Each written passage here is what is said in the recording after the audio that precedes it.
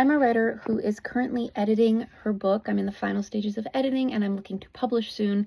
And here are some things that I've learned during the editing process that might help you. First and foremost, I want to recommend this book. It's called Dreyer's English, and it is an utterly correct guide to clarity and style.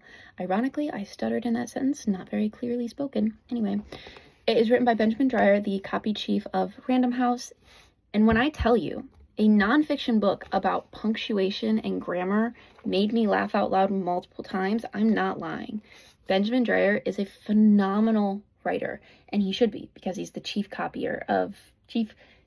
copy chief of Random House. Yikes. This book is phenomenal. Even if you're not a writer, if you're not writing a book, if you are a student and you have to write things for school, if you are working in a job where you have to write emails or write up, I don't know, whatever you do at your workplaces, this book will help you sound a lot smarter than you are. And as you can see, I have a lot of tabs because I reference it. The other thing is that while reading this book, and also just in my own experience, editing is not black and white. There's structural, developmental, content editing, then you have line edits, copy edits, and proofreading. And we all know developmental, structural, content things can be very, very subjective, right?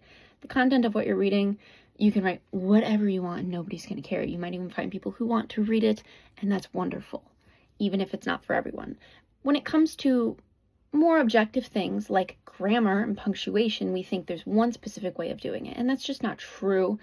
There are some things that you have to follow, like periods. Periods are important. You can't omit periods just because you don't want a period. You need to have a period. There are some things where nobody in the world will like it if you don't add those things. You're free to not add those things, but you should add those things. But then there are a lot of things when it comes to editing that just aren't black and white. They aren't necessary. Just because it's widely done or it is the standard and other people tend to gravitate towards it doesn't mean you have to. So if you're writing a sentence and your little writing program has those dots underneath a word and it says punctuation needed here, missing punctuation, or rewrite this because it isn't written very efficiently or concisely, you don't have to listen, because at the end of the day, the goal is to create an immersive story. And you can omit certain rules in grammar and punctuation if you believe your story will benefit from it. You can add a hyphen if you want it. You can take a hyphen away.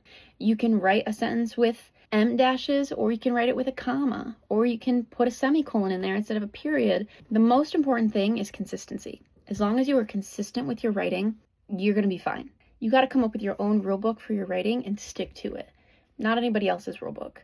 So consistency is key.